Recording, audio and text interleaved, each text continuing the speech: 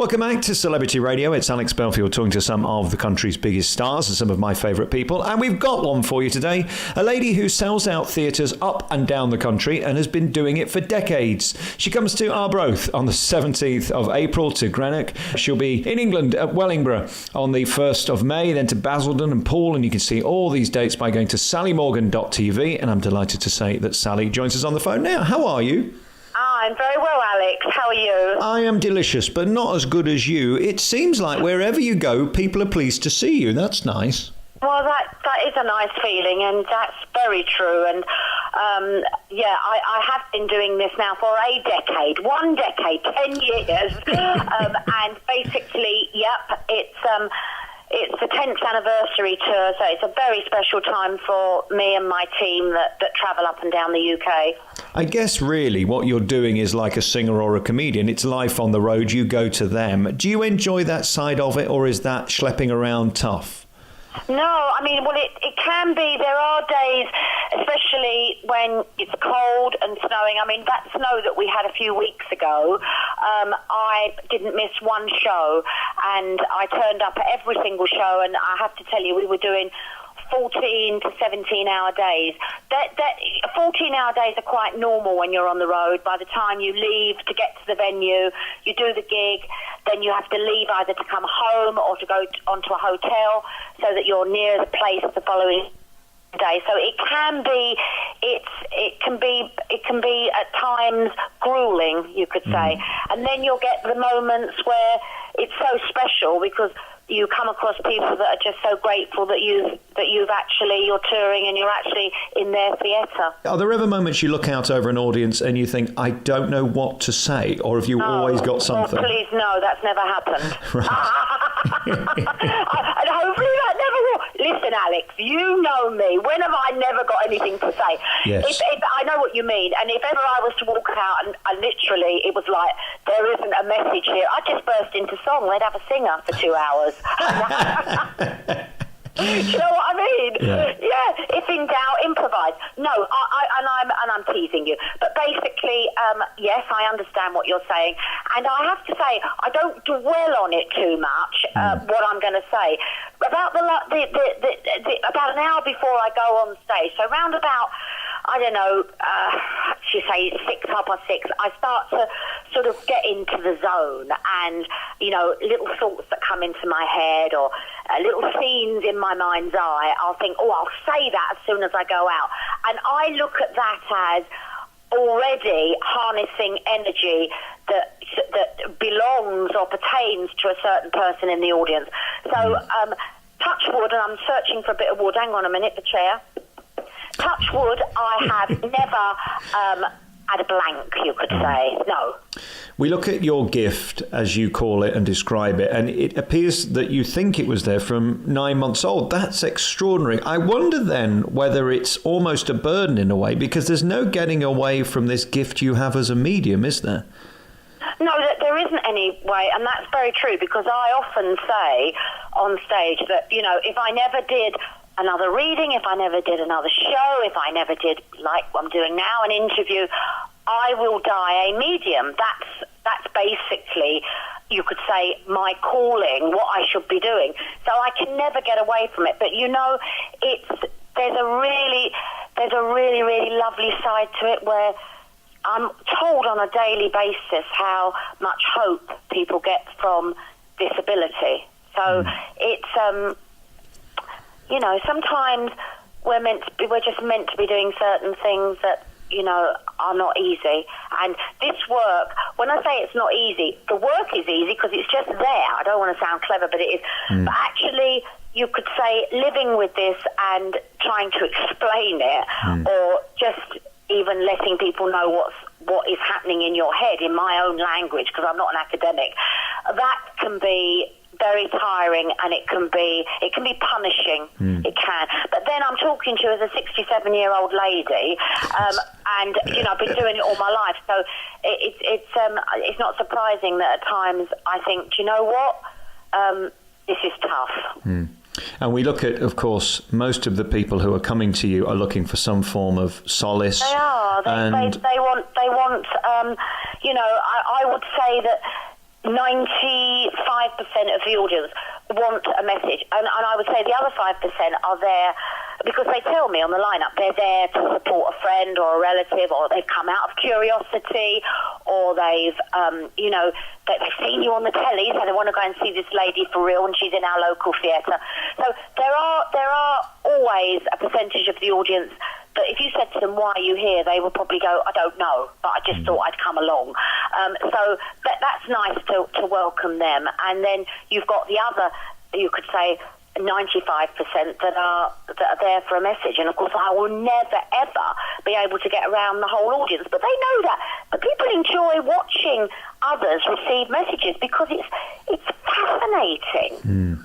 When does it become distressing to you? I wonder, having seen your show, when you're talking about, for example, a young person in a car accident or something like that. This is incredibly distressing stuff. How do you cope? I mean, what toll is it taking on you emotionally? I do cope because I have to go and do the show after, and I have to do the next message after that distressing one. But I've no embarrassment in shedding a tear or crying on stage with the person or with most of the audience, and I deal with it, hopefully in a very honest way, which is not trying to not cry. Because that's me. I'll have a cry with the person, and I do as I'm getting older. I've got children now and grandchildren. When I did this when I was sort of like 13, 14, 15, 16, you haven't lived life. I was a baby. So, I would perhaps give a message or say to somebody, he hung himself, didn't he? And I've always been a compassionate and a nice person like that. But nowadays, when I see that, having lived and having had children and having now got grandchildren, that's very difficult to see because it's like there but for the grace of God. So, I was only just talking to a girlfriend who's just come over from France, and we were talking about my work. It was something, I don't know what we were saying, but basically I said to her that there's no doubt about it. Oh, I know, she was talking about me retiring, that's it, and about when am I going to go and live in France. And I said, I can never retire because this work, you get better as you get older. Right. Because you can tap into it easier, can you? Well, I think that I don't think, I wouldn't say that I can tap into it, to put in your words, exactly the same as I did when I was 12 or 13. But what I think you do is you learn, life shows you could say, a speed and how things should be done. You grow, don't you? You grow, and there's no doubt about it. The older I am becoming, I feel I'm at my best, at my peak. Well, hopefully I'm not going to die yet, so I should probably be feeling this way when I'm 70 and maybe 80. So it's a bit like, there's no doubt about it. The older you get, when you are the real deal, when you are a real medium, you will get better with age. When I used the phrase tap into it, I wasn't being trite or facetious. No, and I think it's good to put it in normal language. Yeah. I don't like the vocabulary that can go with this work, as far as I'm concerned, is off-putting. How do you describe it? I just sort of say that I get these thoughts in my head, and I like to, because it's all about energy, and I like to feel I'm just harnessing the energy around the individual that's in the room at the time, in the theatre or whatever. And again, as you look around the room, do you hear the sounds before you see the face of the person who it's relating to? How does it work? No. Do you know what? You're asking questions my friend was asking this morning. There are no rules. There is no right or wrong way. I can sometimes think, oh, God, and I'll go, oh, I just heard someone say whatever, say Mary or something. And then other times I can see someone and I think, oh, her name's Mary. So there are no written rules with this work. It's like, sometimes somebody loses a child, let's say they lose a child at birth. So there's a little baby, or I get everything I get the baby's name, the baby's date of birth, but I'm not seeing a baby, I'm seeing a toddler. Right. And they'll go, well, you've got everything apart from the fact that my baby died at birth. So if I'm seeing, say, a toddler or 2 or 3, I always say, did you have a sibling? Did you have a child 3 years after that baby was born? They'll say yes. So sometimes babies that pass as babies will grow until the next or the last sibling is born, and they'll stop growing when maybe the next person in the family dies. So there are no written rules. And I remember once, years and years ago, this elderly lady coming, and she wasn't with her daughter, she was with her daughter-in-law, and she was like maybe 90, and she'd lost a son, and he would have been 70, and I got everything. Now, she'd waited 70 years for that. Isn't that amazing? There are no written rules.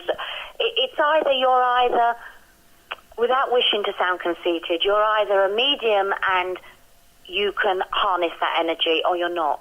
Yeah, nothing in between. There really isn't anything in between. And I look at... There really isn't. And I look at your history and the people who have been naysayers and attacked you, and most of them have lost in court, which is interesting. All of them have lost in court. Well, not most, all of them. Anyone that I have decided that called me a fraud because I'm not, they better be careful, because I'm not having that said about me. Because with my work, it comes from me and my head. So, maybe I have to look at that when people really want to be what I call the unreasonable cynic or skeptic, right. Or the hardcore cynic and skeptic, where they're basically... They don't want to debate. They don't want to talk about it and discuss it, because I'm willing to listen to anyone, what they want to say, what I can do. If they want to, it's a bit like a diagnosis. If you can give me a diagnosis where you can say, you are not a medium, this is what is happening, I'm willing to sit and listen. But until then, this comes from me. So, it's a personal attack, isn't it? If they're doubting your credibility, it's damaging. Because I now have a reputation, a good reputation, and I keep a lot of people in work, I employ people, and it's a bit like, it's not just my mortgage that needs paying, it's a lot of other people, and I will not have one ignorant individual or one individual or however many people who feel that they can just say it willy-nilly. They're not going to, I won't allow it to happen. No. Because I don't do anything but stand on stage and do my work organically, like I always have done. And my theory is, if you don't like it, don't go to it. Just ignore it. You don't have to go. You don't have to buy a ticket. But, at the same time, I do think that this work needs questioning. Because, Alex, there are a lot of people that profess to be, it's such a generic term, psychic, profess to be psychic, profess to be a medium, call themselves a psychic medium, and they're not, basically. I don't know what they're doing or why they're doing it, but they're not. So we do need to question it. And I have to say, I am very grateful to people like you, Alex, who want to interview me and, in a way, put me on the spot, because in doing that, I'm actually educating myself, because it's a bit like, when someone said to me when I started doing the tour, well, what's happening in your head? And it's a bit like, what is happening? I'm harnessing energy. Which is to most extraordinary. I mean, I don't have your gift, so I can't understand it. I can listen to your explanation. That's all I can do, isn't it, really? Yeah. And it's a bit like, you see, it's almost as if, every single one of us, even the biggest cynic and skeptic, will have been in a room or will have been amongst people at one time in their life and gone, wasn't that a dreadful atmosphere in there? Or that was an amazing atmosphere. Well, you are harnessing the energy within that space where other people are. Only yesterday, I went to do a show at 2:00 in the afternoon, and I walked in and I said, there's a very funny mood in this room this afternoon. Yeah. I don't know what had happened before I walked in, or whether it was the day or the fact that it was raining and cold and people were already pissed off before it even started. Yeah. But isn't it funny how you can just feel a room, you can feel warmth, but you can equally feel when there's not?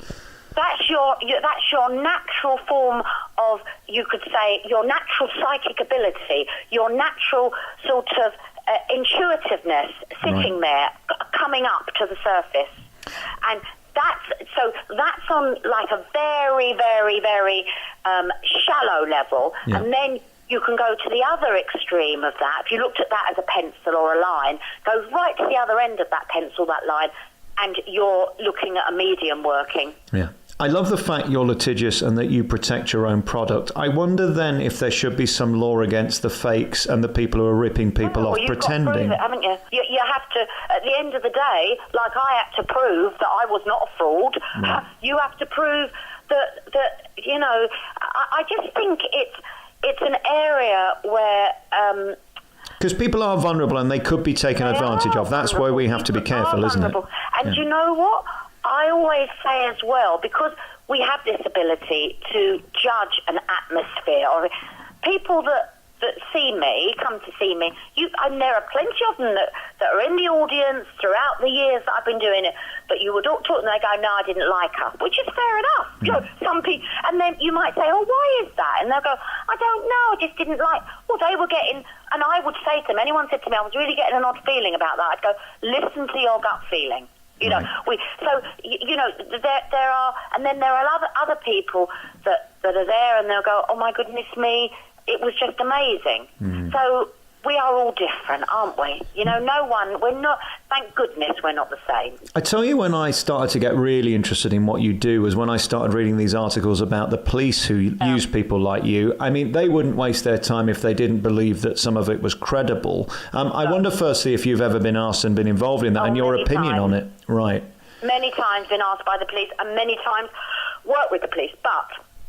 and it's a huge but, and it's quite understandable, you know, you are the last port of call with a particular case, and it's usually going to be a murder or somebody that they know has been murdered and they've never found the body. It's going to be something like that they'll call on you for, which is brilliant, but it's like, and you are the last port of call, and it's usually because someone amongst those detectives is really somebody that is interested in it. Do you know what I mean? I see. So that's when you'll usually get the call, and the so-called governor, in inverted commas, he is saying, well, you know, I don't want to be seen to be looking at this, but if you feel you can glean something, more information, go see her.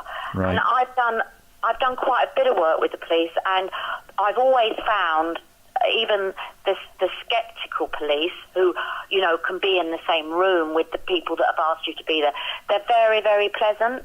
And you know, at the end of the day, there will never, ever, ever be a police force or a particular detective, a group of detectives working on anything that will turn around and say, this case was completely solved because of a psychic. They're not going to do it. Right. Because they're, you know, their whole, it's science, isn't it? Police work nowadays, it's science. Yes, you have to prove. Yeah, absolutely. Yeah, of course you do, and quite rightly so. Yeah. Do you know what I mean? Quite rightly What so. pressure do you feel under when you're involved with something like that? This is really serious. Yeah, well, it is serious, and I'm certainly, especially at this stage in my life, I know when I can, you know, when things have to be appropriate. So I do know that it is serious, but I also go in and I say, look, I'm not putting myself under any pressure, and I don't want anyone to feel that but this is what I'm seeing, and it's usually I'll draw something, or I work with maps a lot. I'm very good with maps with missing people and that. So and then they just go see, and you know, if it's there, it's there. I see what you do as similar to a priest in a church in a way, that people come to you for solace, and your gift to humanity, whether you agree with it or don't agree with it, like it or hate it, is that you are giving comfort to people. I suppose that is your legacy, is it? That many, many people over many, many years have been given great solace by what you do. Well, first of all, to answer that end bit, they have, and I can't, and I'm not saying they have been given solace and hope, because, you know, I'm trying to big up the work, but they have. But it's interesting what you say. I mean, I always avoid religion, because we've all got our own denominations, and my work isn't about preaching. But I do think that my work, I mean, I'm certainly not a theologian and anything like that. But there's a connection in belief, isn't there? The people who come to you believe in what you do. Yeah, I do think my work, because there's a spirituality to it. There's a spiritual side to it. Yeah. Well, there is with me anyway, and I hope that people can sense that.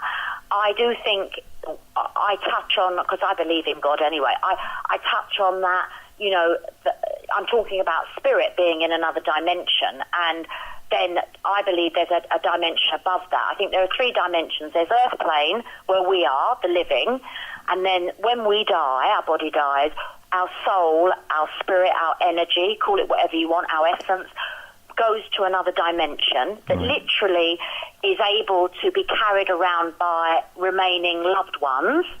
And when we're spoken of by them, it becomes intense. If you could imagine a noise, it's just sort of slightly humming until somebody talks about us, then it gets turned up. And then after you could say heaven, there is this other level where there is this divinity, which I don't want anyone else to say, I call God. And I think that there are people that can be on earth plane, they die, and they go straight to divinity. But there are very few people that do that. And I think that it's all to do with lessons in life and things like that. How often can you switch off and be at peace with yourself? Is that tough? Daily. I mean, seriously, I'm talking to you now, and I'm not in work zone. You know, you're so lovely, and I'm having a lovely conversation with you, and I'm so thrilled that you're interested. Yeah, it's fascinating. In the questions and the answers. So I'm just me. I'm just Sally now. I'm not Sally the medium, and I'm at home today, so that's really nice. So I'm not in work mode. So my head is. I'm sitting here at the moment, and I'm looking out into my hall. There's a lamp, and the lampshade's crooked. And as I'm talking to you, I'm thinking I'm going to straighten that when I get up. So I'm very much a housewife mode. Yeah, exactly. Isn't that lovely, though, that you can switch off and be you and be present at home? That's brilliant. You could never do this work if you didn't. No, it'd be too much. Listen, I could talk to you all day. You're one of my... Alex, it's so wonderful, and so very nice of you to invite me on your programme. Pleasure. Anytime. And all your lovely listeners who love you very much. And very kind. I just want to say to each and every one of them, that it's brilliant that they tune into you, and may it go on for a long time, darling. And same to you. And regardless of whether people love you or hate you, there's no doubting the comfort you give people, and that's a gift, if nothing else. And congratulations for that. And I would say to people that find, me or the subject matter distasteful, it's okay. We've all got our own. We all have our own take on things. We've all got our own choice. We've got freedom in our head, which is wonderful, and it does not upset me in a malicious way or in an arrogant way. What I mean is, you say tomato, I say tomato. It's a bit like that, really. But isn't it funny now? We seem to live in a world where unless we follow an agenda that everybody else is following, we're wrong. And I think we've got to stop that. People should have a right to an opinion. I might not agree with it, but it doesn't make you or me a bad person. But we need, don't we? We need a right to an opinion. We do. We don't seem to like that anymore, but I like it. So there you go. Hey, congratulations on everything. You can see one of my favourite people, Sally Morgan. She will be appearing in Arbroath from the 17th, and then she comes back to England at Wellingborough on the 1st of May through Basildon, and continually touring. Does more dates in Britain than most people we certainly talked to on this programme. And also Champneys as well, appearing quite a lot there through 2018 into 2019 as well. Thank you so much for your time, Sally. You're so very welcome. Thank you, Alex. Bye.